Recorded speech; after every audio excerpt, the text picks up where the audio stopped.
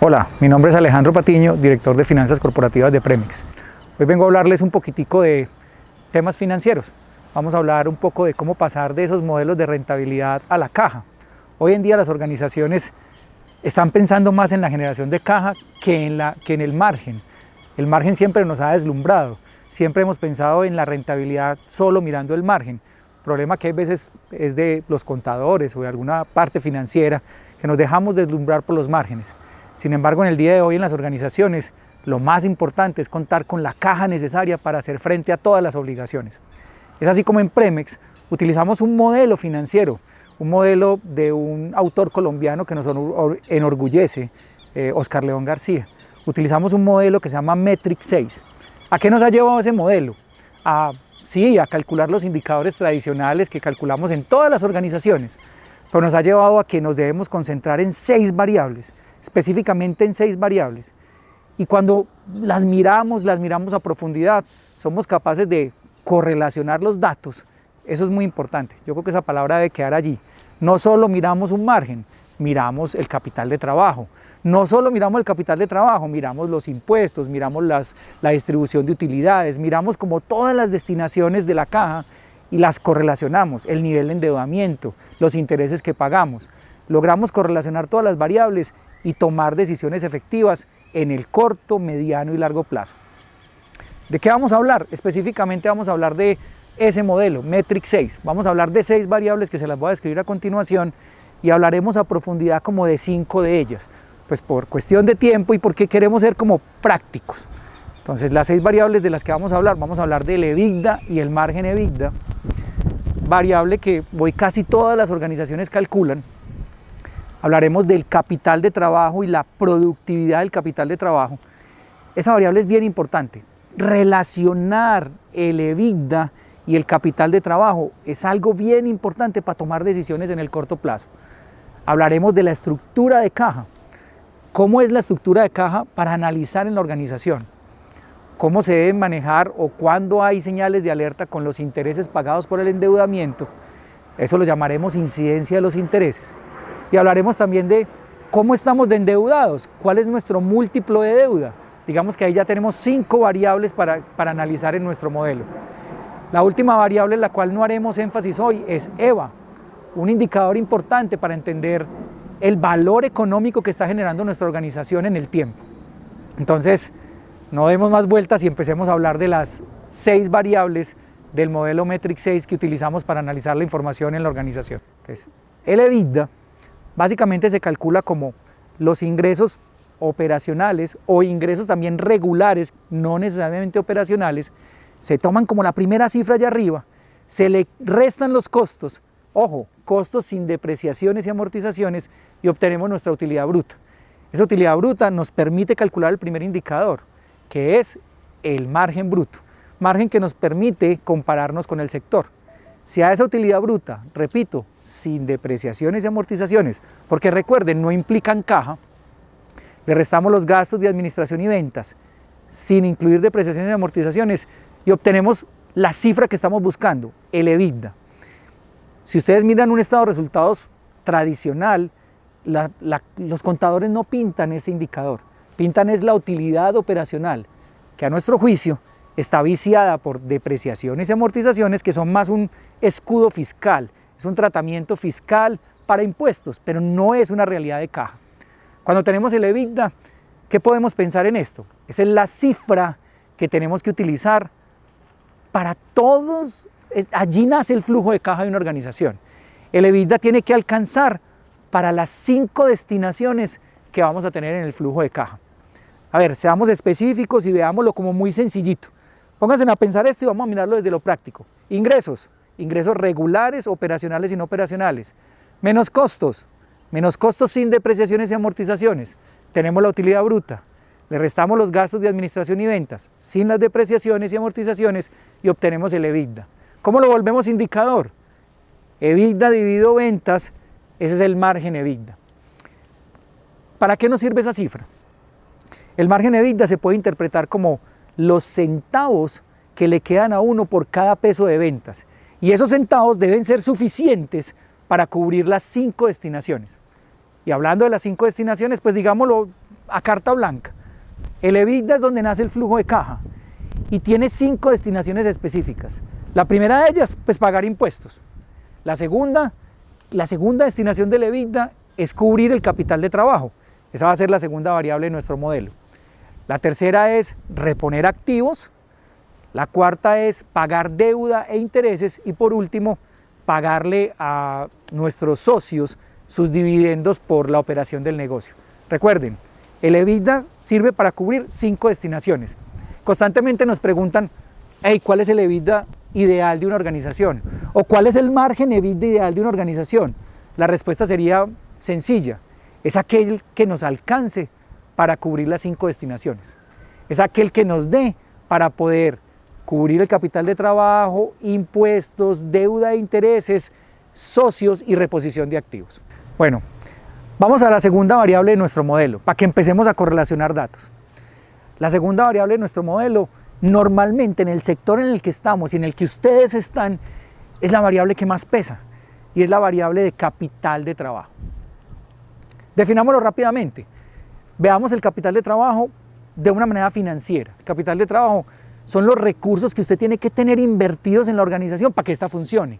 Recursos como la cartera, es decir, las cuentas por cobrar a los clientes, los inventarios que requiero para producir y las cuentas por pagar a los proveedores. Esa sería la variable que resta. Entonces digamos que lo primero que uno tiene que entender es capital de trabajo ideal de una organización, el más bajo posible. O sea, la relación entre cartera más inventarios menos cuentas por pagar a proveedores debería ser lo más bajo posible. Pues cada vez que ese valor está alto, pues nos implica que tenemos que tener mucha caja invertida para poder generar un peso de ventas. Entonces digamos que aprendamos a calcular el indicador. Aprendamos a calcular primero el valor y luego el indicador. El valor sería capital de trabajo neto operativo. Y si lo hacemos de manera práctica, porque hay muchas maneras de depurarlo, pero la idea aquí es que miremos lo simple, es, cogemos la cartera de nuestros clientes, cuentas por cobrar a clientes, le sumamos los inventarios y le restamos las cuentas por pagar a proveedores de bienes y servicios. Si existen en las cuentas por cobrar otros valores significativos que no sean a clientes, sería interesante también agregarlo allí. Lo mismo si en las cuentas por pagar existen unos valores como anticipos de proveedor, anticipos de clientes, sería también interesante ponerlos allí. Pero digamos que en la esencia básica es cuentas por cobrar más inventarios menos cuentas por pagar a proveedores. Y ese indicador se llama capital de trabajo neto operativo. Ese valor se llama capital de trabajo neto operativo. Si lo queremos volver un indicador, es muy simple, es muy simple. Se coge el capital de trabajo neto operativo, se divide por las ventas y eso nos da un porcentaje. Ese porcentaje lo vamos a llamar productividad del capital de trabajo o lo vamos a llamar PKT. Pero quiero que entendamos qué es, para qué sirve y cómo podemos unirlo al que ya calculamos de EBITDA y margen EBITDA. Es muy sencillo. Cuando ya obtenemos este porcentaje nos dice, por ejemplo, nos da 10%. ¿Qué significa ese 10%? Significa que nosotros tenemos que invertir 10 centavos de caja para poder generar un peso de ventas. ¿Listo? Ojo, si me da 10%, yo debo invertir 10 centavos de caja para poder generar un peso de ventas. Entonces ahí tengo mi indicador. Y observen que esta es la parte clave del asunto. Cómo relacionar el indicador número 1, margen EBITDA, con el indicador número 2, PKT. Entonces, repasemos. Tengo el margen EBITDA, que es mi utilidad de caja. Salió de obtener el EBITDA dividido las ventas, me dio un porcentaje, que significa que son los centavos que me quedan por cada peso de ventas para cubrir 5 obligaciones. Tengo el segundo indicador, se llama PKT, que son los centavos que yo tengo que invertir de caja para poder generar un peso de ventas. Pónganse a pensar en esto. El margen EBITDA debe ser suficiente para cubrir el capital de trabajo. Entonces, esta relación es bien importante entenderla. Vamos a poner algunos ejemplos. Supóngase que en su compañía el margen EBITDA es 15%. Significa que a usted por cada peso de ventas le quedan 15 centavos para cubrir todas sus obligaciones. Recuerden, 5 obligaciones tenemos en el flujo de caja. Y ahora estamos mirando el PKT. Y el PKT de su compañía dio 20%. ¿Qué significa ese PKT 20%?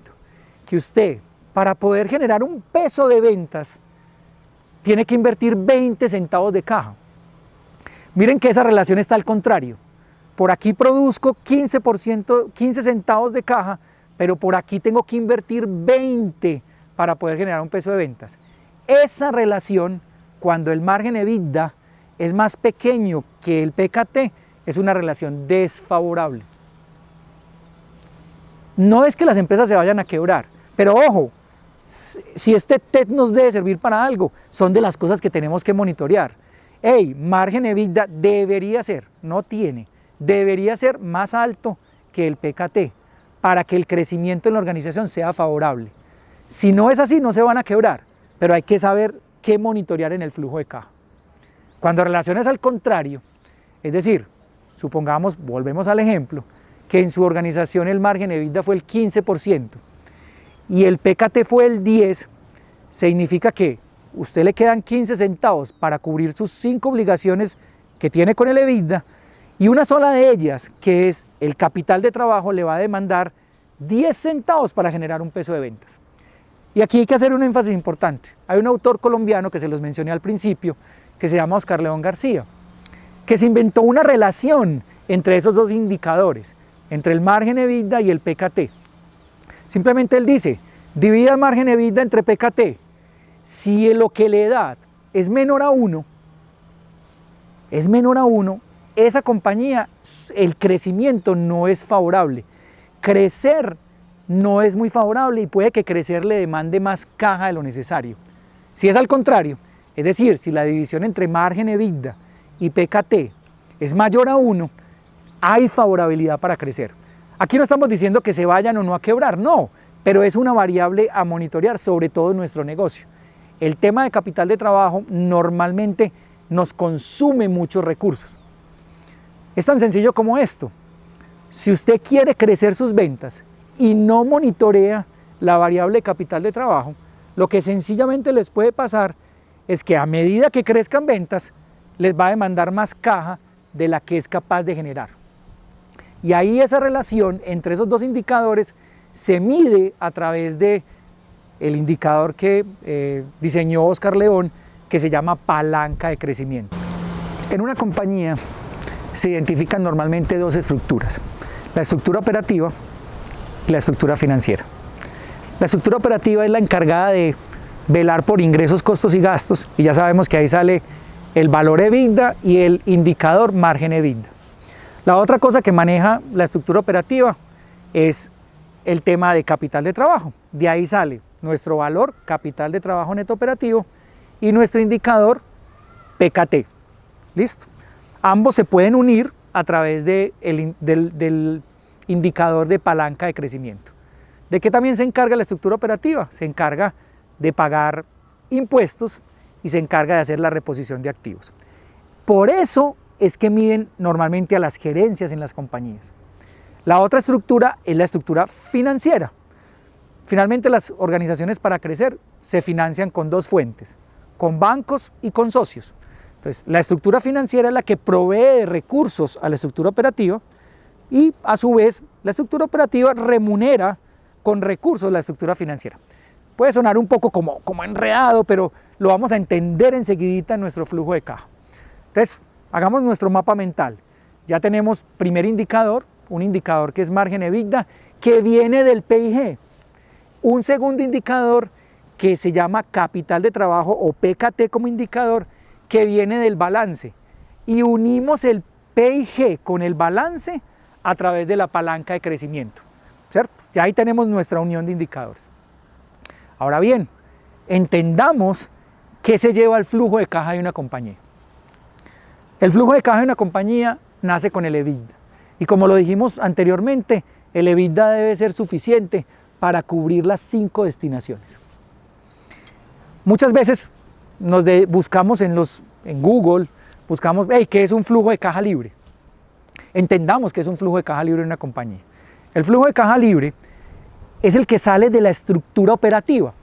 Entonces, ¿cómo se arma un flujo de caja libre en una compañía?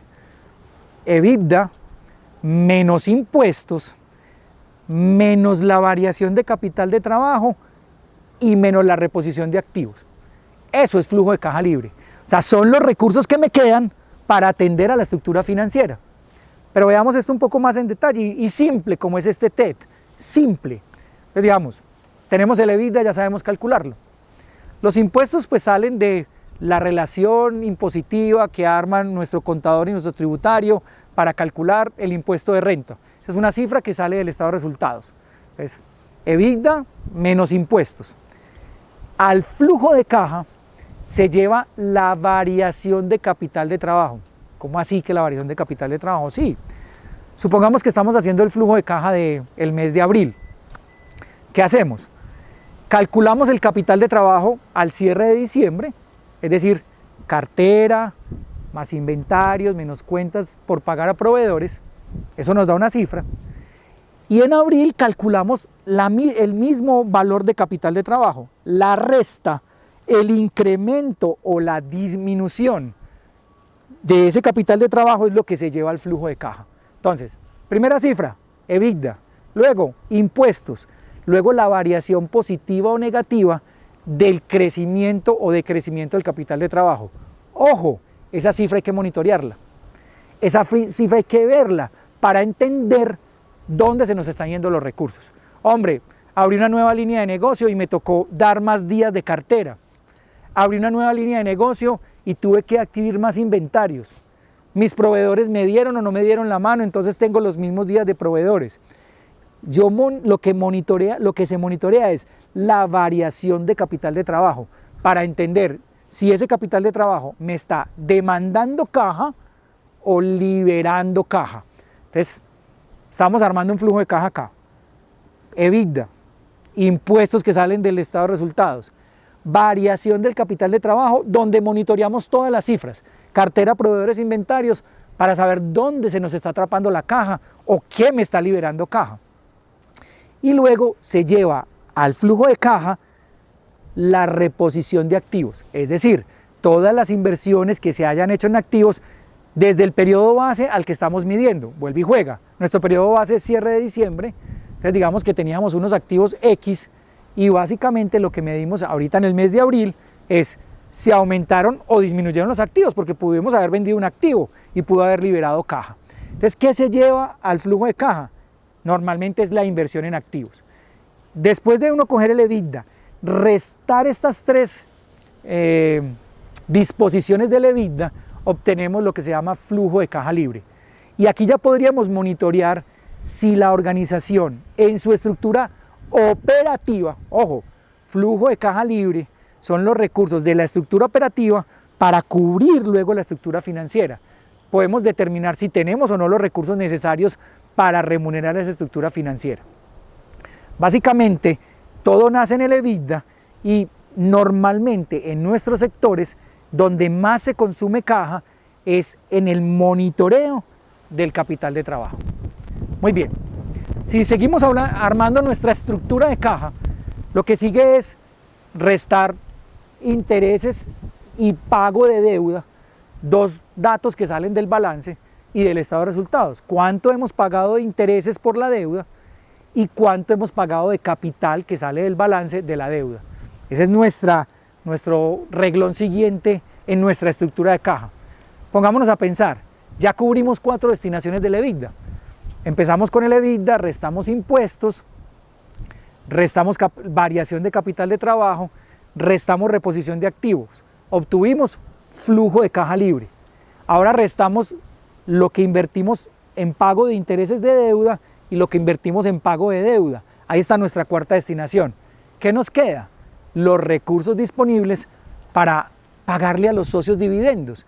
Y ahí tendríamos, si se los pagamos efectivamente, los restamos del flujo de caja y obtendríamos como los recursos que genera, valga la redundancia, la estructura de caja de la compañía. Ahora, ¿qué tenemos que monitorear? Primero monitoreamos EBITDA, que el margen de EBITDA sea importante e interesante. Allí tendremos que hacer palancas o en ventas, o en costos o en gastos. Uno tiene que mirar qué palancas hace para que ese margen de EBITDA mejore. Monitoreamos capital de trabajo, lo podemos monitorear con el PKT que vimos, donde sabemos qué tantos recursos consume la compañía. Ojo, cuando el PKT es más alto que el margen EBITDA, hay que monitorear mucho cómo se está comportando la variación entre el periodo base y el periodo que estemos midiendo en el flujo de caja. Montamos nuestra estructura de caja y ahora entonces tendríamos que decir, ya miramos dos variables importantes, ¿cuáles son las otras dos que siguen? Debemos monitorear cómo está nuestro pago de intereses y debemos monitorear cómo está nuestro endeudamiento. Y a continuación trabajaremos las dos variables siguientes. Hablemos de nuestra cuarta variable, vamos a hablar de los intereses y cuánto pesan los intereses en el flujo de caja. Entonces hablaremos de incidencia de los intereses. Algunas personas miden la cobertura de intereses, finalmente es una división que se puede mirar al contrario. Si uno la mira de una manera es incidencia y de la otra manera es cobertura. Entonces, cuando se está armando un flujo de caja, uno lo puede armar de muchas maneras. O sea, si ustedes se meten a Google y ponen flujo de caja, les salen muchos formatos para calcularlo. Algunas personas empiezan EBITDA menos impuestos y calculan un subtotal que se llama flujo de caja bruto. Luego restan otras variables y van llegando, por ejemplo, EBITDA menos impuestos, flujo de caja bruto, menos variación de capital de trabajo, menos reposición de activos, flujo de caja libre. Es un subtotal, ¿cierto? El indicador que vamos a mirar se llama incidencia de los intereses. Nace de coger los intereses que se están pagando dividido el EBITDA, ¿cierto? Los intereses de un año dividido el EBITDA de un año, o los intereses de un mes dividido el EBITDA de ese mes, para hacer su interpretación. Si ese indicador es de más de un 33%, se puede decir que la compañía está en una zona de alto riesgo financiero y que ya deja de ser atractiva para los bancos para prestarles recursos. Entonces, es invitarnos al monitoreo constante del indicador. Si lo hiciéramos al contrario, se llama cobertura. Ahora bien, para hacer más ácido el indicador, hay personas que no dividen los intereses por el EBITDA, sino por el flujo de caja bruto. Recuerden, flujo de caja bruto, EBITDA menos impuestos, es todo. El indicador simple, el indicador muy simple, intereses dividido o flujo de caja bruto o EBITDA, y si suma más del 33%, la compañía está ingresando en una zona de alto riesgo financiero. ¿Cuál es la idea? Monitorearlo mes a mes, mes a mes. Nuestro quinto indicador o nuestra quinta variable de análisis lo vamos a llamar múltiplo de deuda. Y aquí vuelve a cobrar vigencia el tema de el EBITDA como una cifra importante en todo el ciclo del análisis que estamos haciendo. Básicamente se refiere a, si lo vemos como cálculo, es tomar la deuda financiera dividida el EBITDA. ¿Esto qué nos va a decir? Nos va a decir cuántas veces EBITDA estamos endeudados y qué podríamos tener en nuestra cabeza. Para compañías pequeñas y medianas, el endeudamiento máximo debería estar entre 2 y 2.5 veces EBITDA. Para compañías más grandes, el endeudamiento máximo debería estar entre 3 y 3.5 veces EBITDA. ¿Qué quiere decir esto? Es otra variable a monitorear mes a mes en nuestro flujo de caja, donde básicamente vamos a entender qué tan endeudados estamos, qué tanto estamos pagando de intereses, qué tanto está endeudada la compañía, está en manos de nuestros acreedores financieros, y podemos simplemente tomar decisiones de mayor o menor endeudamiento. Entonces, con esto completamos 5 variables que quisiera resumir claramente en todo nuestro ciclo. La primera de ellas, el EBITDA, nuestra utilidad operativa de caja con su indicador margen EBITDA, que son los centavos que me quedan por cada peso de ventas para cubrir las 5 obligaciones que van al flujo de caja. ¿Qué es un flujo de caja? Es el EBITDA menos 5 obligaciones, eso es. Lo segundo, el capital de trabajo. Entonces, ¿cómo se calcula? Cartera más inventarios menos cuentas por pagar a proveedores de bienes y servicios. Ahí tengo capital de trabajo neto operativo y tengo mi segunda variable que es PKT, que es la división entre el capital de trabajo neto operativo y las ventas. y me dice que son los centavos que yo debo invertir para poder generar un peso de ventas. ¿Cómo los uno los dos? A través de la palanca de crecimiento.